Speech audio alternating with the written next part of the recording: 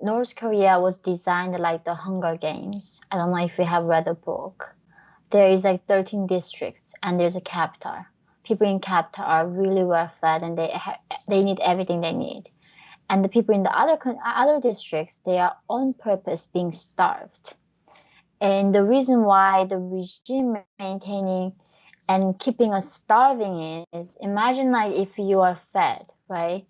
You're still gonna thinking about the meaning of life. You're gonna thinking about art and freedom and what is the purpose of life. We're gonna engage with these higher thoughts. So by the fact that they're keeping us starving is they are making us busy only thinking about survival. All people have to force to do is thinking about, can I find the next meal? So that is why the people in North Korea are starving, not because the country is poor. Like look at Kim Jong-un, he's been building this like ICBM, the new missiles and the nuclear weapons so many years. And he's on purpose not feeding us so he can control us and make sure that we don't rise and fighting for freedom.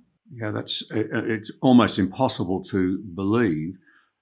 And so authoritarian is the regime that, particularly in your time, so tight was the control over you learning what was happening in the rest of the world that even if you had a radio or a television, it was stuck on one station that came on in the mornings. You couldn't interfere with it. If you did interfere with it to try and get more channels, you could face severe punishment.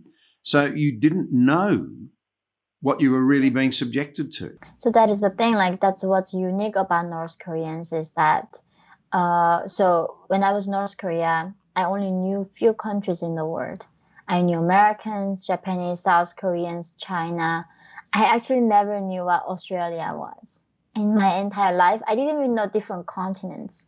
North Korea is like I was saying like it's a different planet. They literally tell us that we are Kim Il-sung, the first leader's race. They don't even tell us that we are Asians. They tell us that we are Kim Il-sung race, and North Korean calendar does not begin when Jesus Christ was born. It begins when Kim Il-sung was born. The history was forgotten to North Koreans. We never hear anything before the Kim's time. And this is the only country right now till 21st century. They do not have 24 hours electricity. They do not have internet. They do not even know the existence of internet. So therefore, when I was in North Korea, I did not know that I was oppressed. I did not know that I was enslaved by the regime. And that is the difference, that different kind of degree of oppression that we are talking about. These people have no clue. Like when I heard this term animals' rights, when I escaped to South Korea, I was like utter shock, like what do you mean animals have rights? Like as a human being, I didn't even not know I had rights in North Korea. And this is why it's so hard to explain to people what North Korea is, because it's a complete different planet. See, people think communism is all about everyone being equal. And I think you read Animal Farm. I read Animal Farm. I'm not quite sure that it's still on the reading lists in many Western schools. It ought to be. It's an incredible piece of literature which clearly demonstrates what happens in communist regimes, that far from being flat and everybody being equal, you had a situation where you lived in a country where you were literally starving. The healthcare was appalling. You were freezing during the winters. Your descriptions of these things in the book are really quite extraordinary. And yet the powers that be in that country live in unbelievable luxury and have devoted enough money to maintain, for example, as I understand it, 100,000 SAS equivalent level soldiers, in other words, an absolute elite who by definition are well looked after and well fed, and have diverted enough resources to make North Korea a military threat, a nuclear military threat. So you've got this unbelievable unfairness, and it reminds you of for those who remember it, the animal story for George Orwell's. All animals are equal, but some are more equal than others. Yeah, exactly that. I mean, when the Kims came in with the Stalin and the Lenin support and Mao support, they came in. They promised to North Korean people that the government is gonna take care of everything, healthcare, education, literally every single thing. The government is gonna take care of it. We are gonna be the mother party for you. And they also promised that we are going to be equal from now on. And what happened is that with the dream of equality, what North ended up happened to North Korean is that we ended up with a 50 different classes within the North Korean system. So they divide people into big three categories. And then within big three categories, they divide into 50 different classes. And it became the most unequal society you can find on human history. And this is what that dream of equality does. It can never guarantee actual true equality. It doesn't exist. And what also the regime did, like you said, right? They spend billions of dollars to build these nukes and training these military soldiers. So the North Korean God, the Kims can maintain their power. Every human being, everything is dedicated to keeping one guy happy. And the cost of him being a god in this 21st century, that everybody suffers in that system. So it's extraordinary. You actually formalized, North Korea formalizes, I think you say in the book, 3 essential different societal groups, and then another further breaking down at sort of 50 groups across those of different status.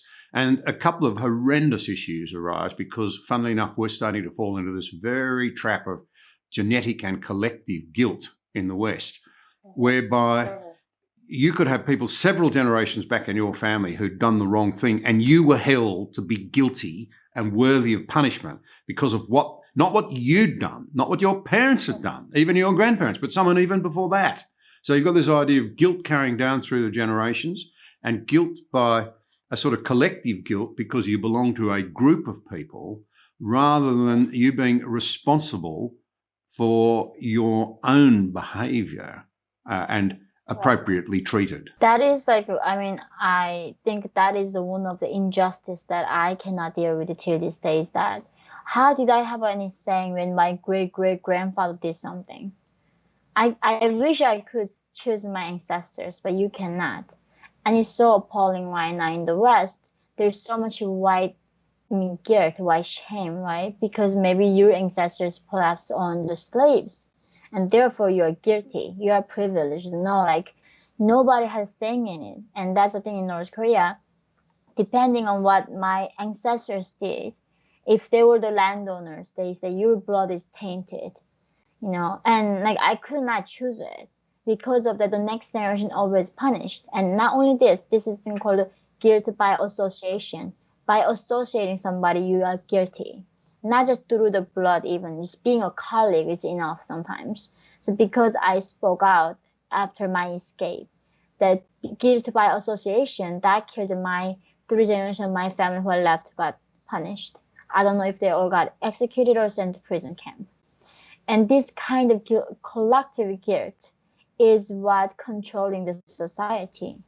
And I think just seeing the similarity here in free world right now is heartbreaking. And I don't think people understand what they're doing, but what they're doing is so unbelievably dangerous. And they're playing with the fire right now. Yeah, that's a really powerful point, and thank you for making it. If I can put it this way, you've paid a horrendous price in your life to offer us gold in terms of wisdom. And I think this is a really interesting point because you're seeing now this massive attempt, in the West, to convince young people, particularly, that they are inheritors of a bad culture. They are bad people, particularly if they're, of certain skin color and even sexual gender, and therefore are illegitimate. They belong to a culture that's not worth defending. And here's the great irony. So far as I can never personally come to grips with the horrors of slavery, the idea that one human being think they have the right to treat another human being as a goods and chattel and to do with those goods and chattels as they think fit. It is utterly abhorrent to me. But so far as I'm aware, the first culture, the first political organisation, the first society that decided they'd really do something about this and seek to stop it was in fact British. Yes, absolutely. They are the one who liberated slaves for the first time. I'm not aware of anybody else doing it. And ever since then, here's a rub. I mean, there were 70,000 members of the Royal Navy, and overwhelmingly they would have been white men, died enforcing the end of slavery and the slave trade out of Africa. 70,000. Were they racist too, simply because they were white and male? So thank you. Thank you for watching this episode. We appreciate your support. If you value vital conversations like this one, be sure to subscribe to the channel there and also click the notification bell to stay up to date with new releases.